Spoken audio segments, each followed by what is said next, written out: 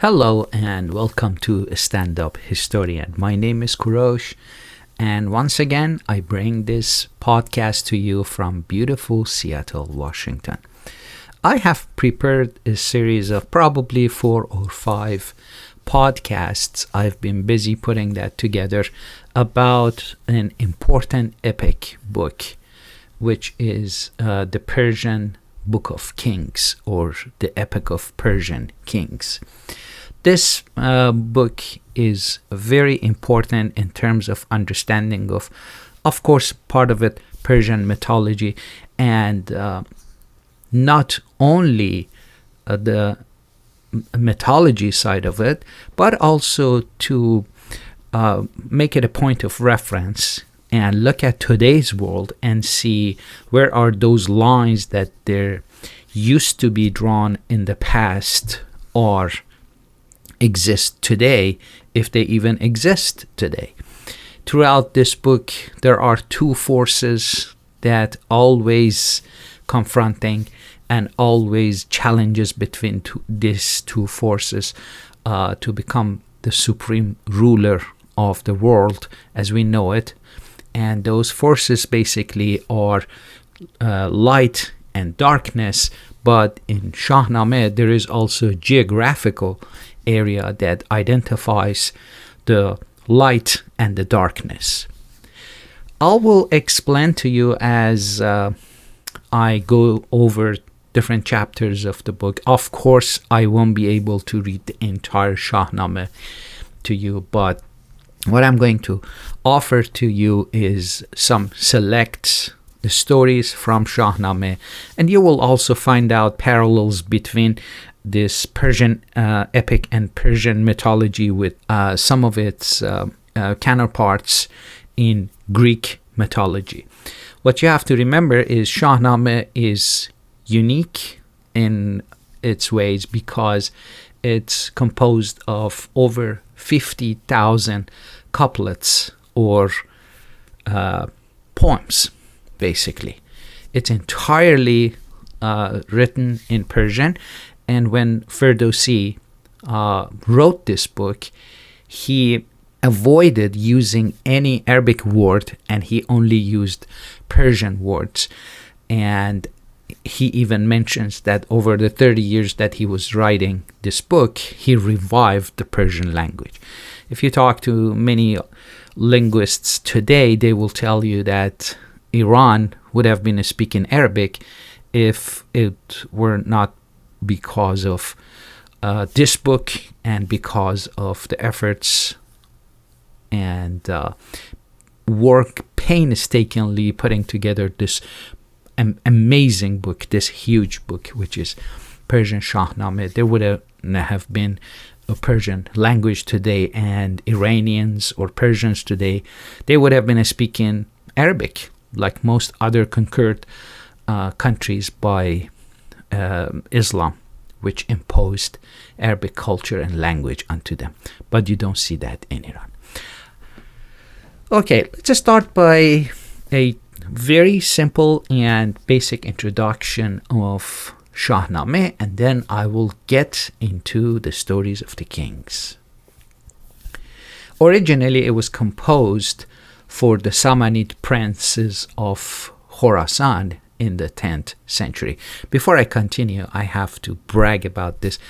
I had the honor and privilege of living maybe an hour from the resting place of Ferdowsi, this legendary Persian poet, and I several times visited his sort of like a shrine. It's very revered in Iran, and he's a very prominent person even these days, and in spite of Islamic government ruling in Iran. Anyways, the Shahnameh is among the greatest works of world literature. This narrative tells the story of pre-Islamic Persia, from the mythical creation of the world and the dawn of Persian civilization through the 7th century Arab conquest, or better, Islamic conquest.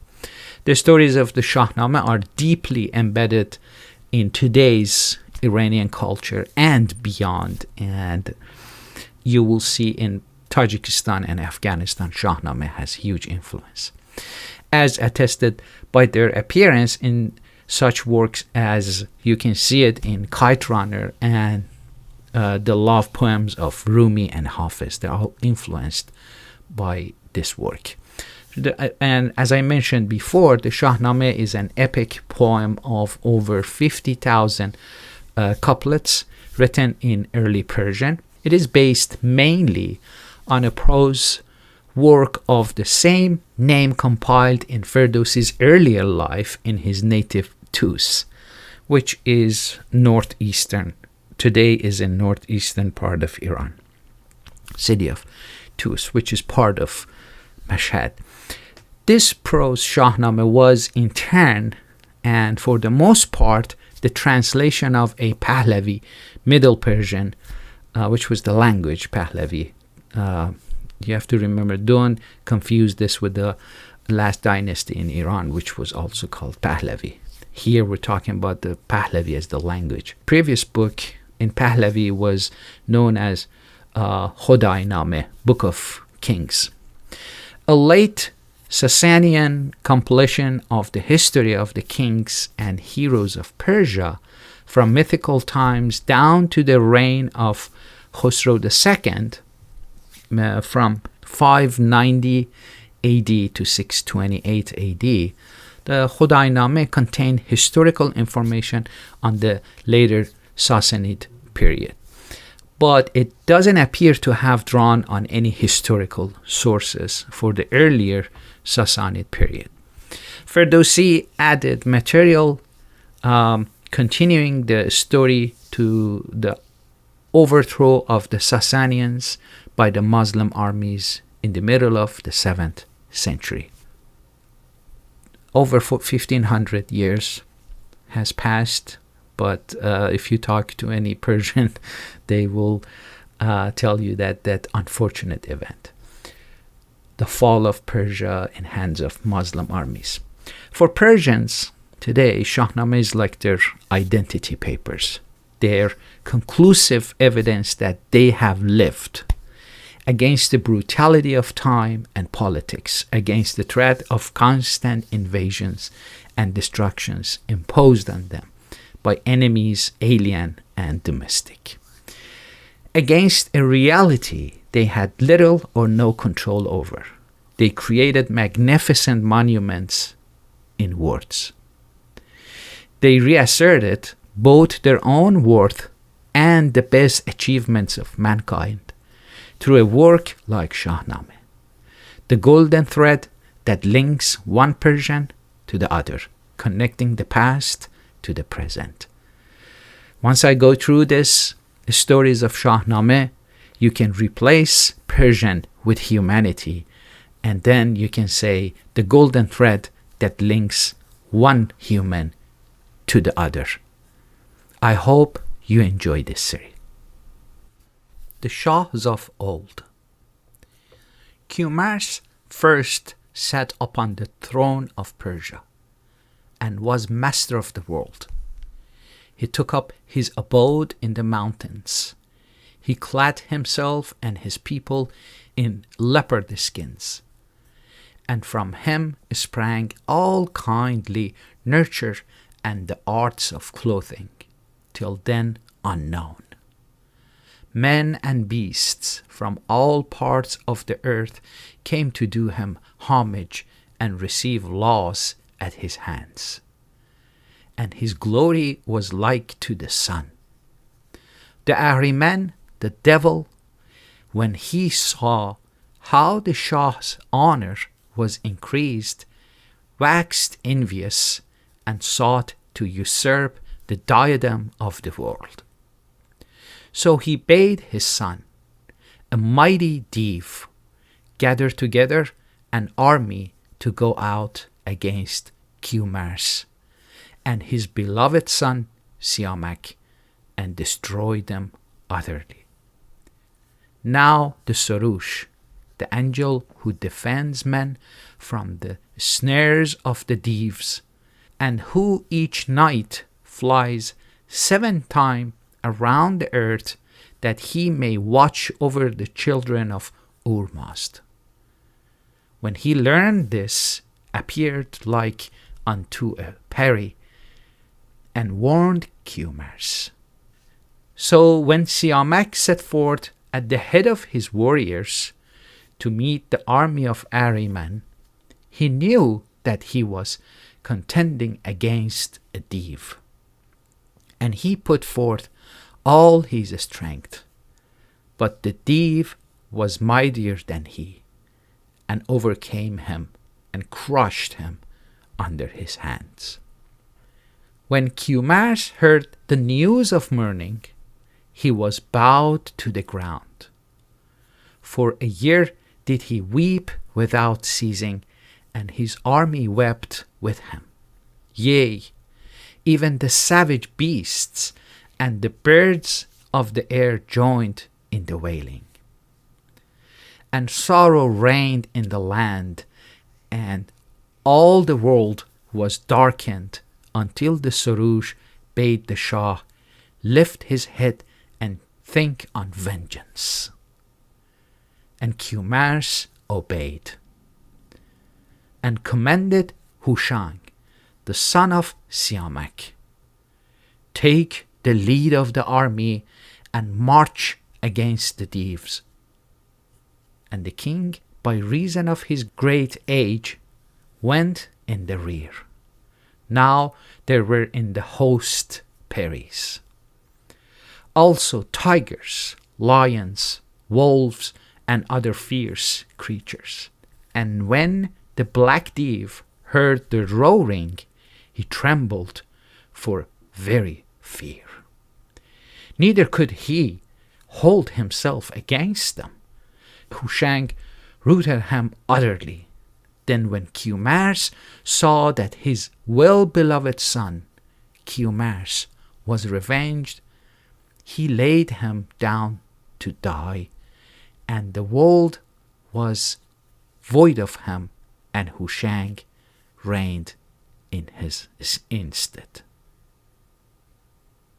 So, just the story of Qumars, which is equal to Adam. Qumars is the first man on earth. But as Shahnameh tells us, there were other people, because Qumars becomes the king and other people follow him.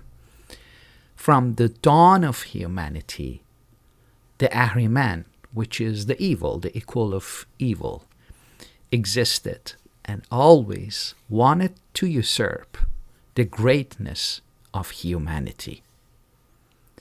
And this battle of light and darkness started from the very beginning of human existence.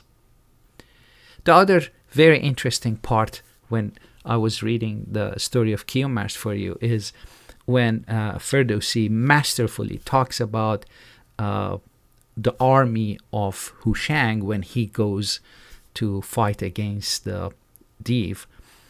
And in this army there are, he calls it in Farsi, it's peri, which is fairies in English, and also tigers, lions, wolves, and other fierce creatures.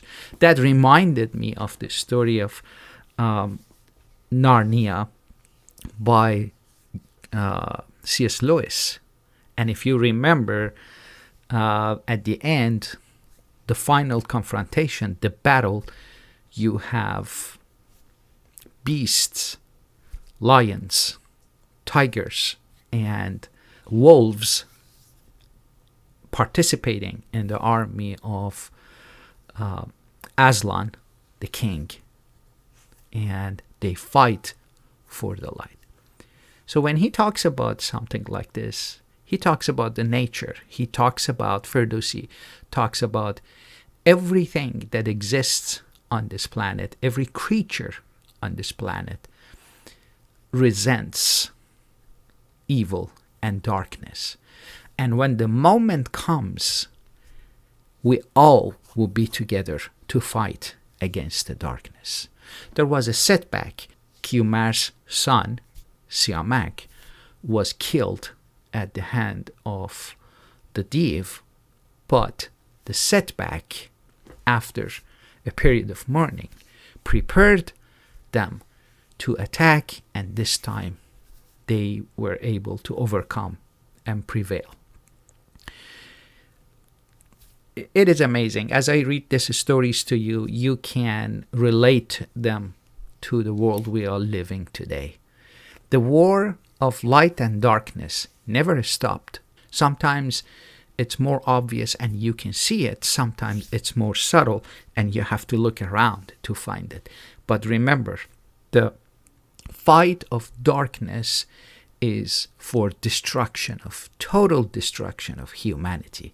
Humanity is what the darkness hates, because humanity is the crown jewel of God's creation on earth, and earth has prepared herself to bring forth humans and allow them to populate and cover this beautiful planet. So when we talk about humanity, we talk about a great potential goodness in all of us. And anybody that goes against that, they definitely fall into the dark side. Let me continue with the story of the next king, King Who Shank. Now, Who Shank was a wise man and just, and the heavens revolved over his throne 40 years. Justice did he spread over the land, and the world was better for his reign. For he first gave to men fire, and showed them how to draw it from out the stone. And he taught them how they might lead the rivers, that they should water the land and make it fertile. And he bade them till and reap.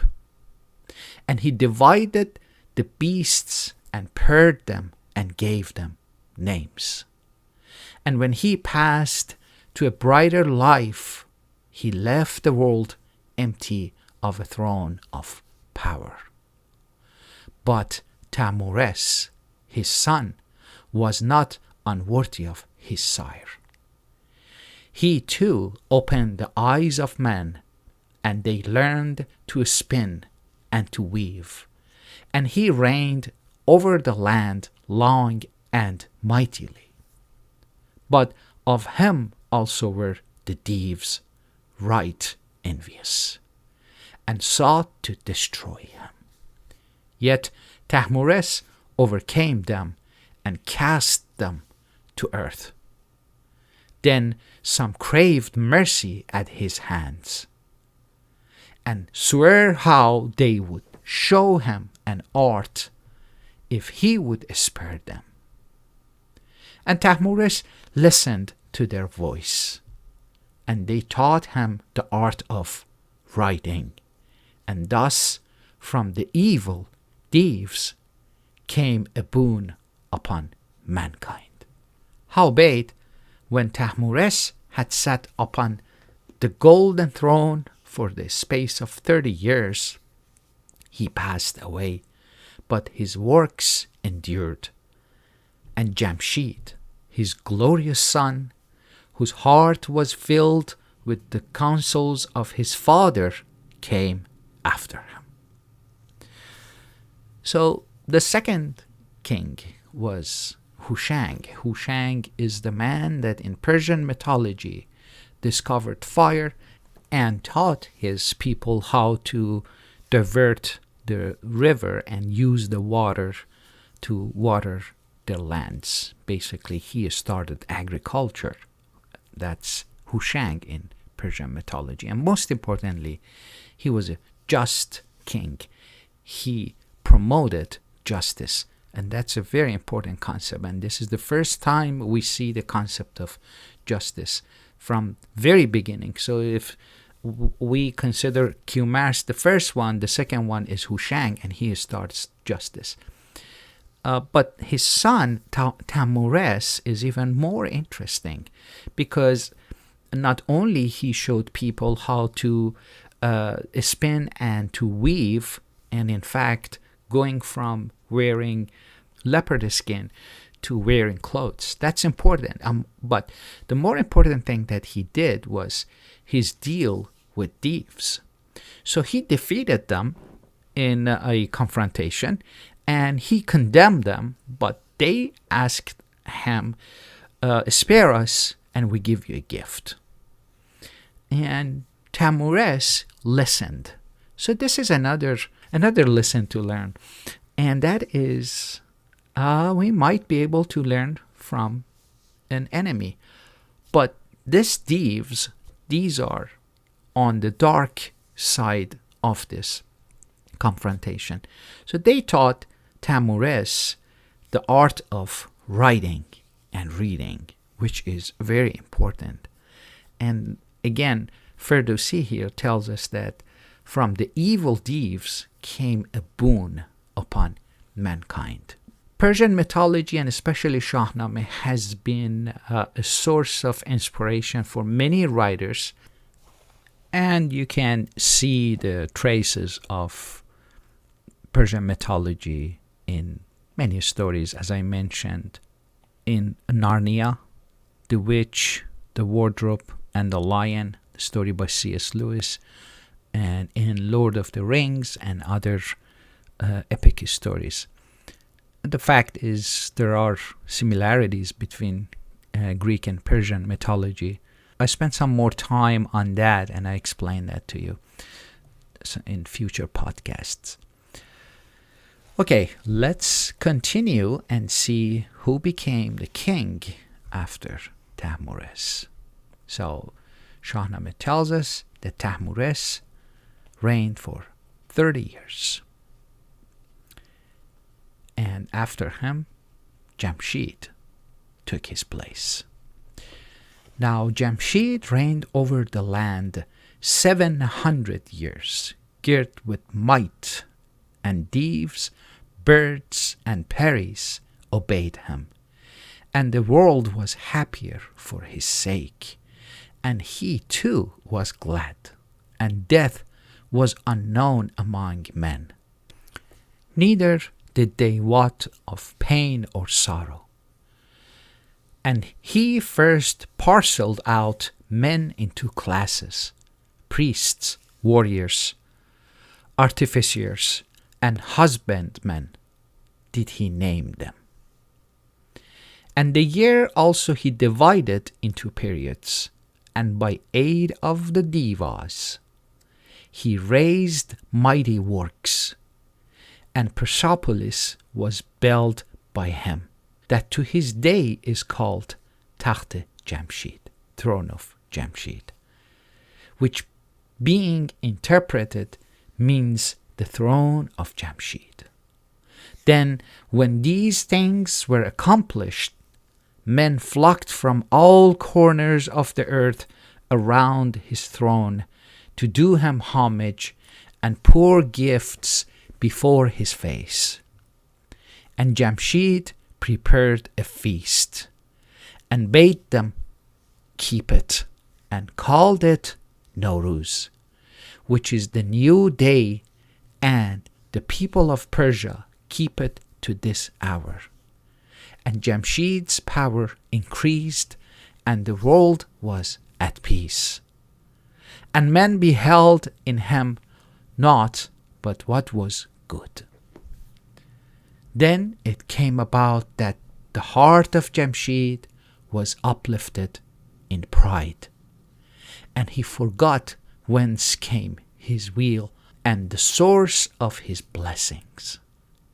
He beheld only himself upon the earth, and he named himself God, and sent forth his image to be worshipped. But when he had spoken thus, the Mubadis, which are astrologers and wise men, hung their heads in sorrow, and no man knew how he should answer the Shah. And God withdrew his hand from Jamshed, and the kings and the nobles rose up against him and removed their warriors from his court, and Ahriman had power over the land. Jamshed is undoubtedly the greatest king among the first four Persian Shahs or Persian kings. He is the man that established Nowruz, which is the first day of spring, and it has a very complicated calculation because we celebrate Nowruz at a specific time when the earth finishes its 365 days revolution around the sun, and that precise moment is Nowruz, and he established it. He built a lot of monuments, and he put people into classes and divided them into classes, and he created priests and warriors and artificers and all sorts of other professions and put humans in those groups. What's important is he built a lot of his stuff with help from thieves. I don't know, sometimes when I read this and I see the fate and the end of Jamshed, which is a very sad ending, and Ferdowsi tells us how he ended, how his life ended, such a king that lived for 700 years, we realize that building on the foundation of knowledge that came from Div put him in that position. Don't we see people today, they look at the technology around them and they feel just like Jamshed did, that it's them and they can do anything they want, and they overestimate their power and they forget where the true power lays. There is a lot to learn from Shahnameh. I'll add my commentaries, my opinions mostly, and I would love to hear from you what you think. I'm going to end this first part, and now, for first four Persian kings, starting with Kiumas, Who Shank, Damoris, and Jamshed. Before I close this, some people even compare Jamshed to King Solomon of Israel, and they say they have the same qualities and they have also the same kind of powers. But when Jamshed becomes proud of what he has done, his downfall begins. I hope you enjoyed this episode. Let me know what you think, and I always listen to your feedbacks. If you send me an email, I always make sure to reply, and I love to hear from you. Until the next time, take care, and God bless you all. Bye.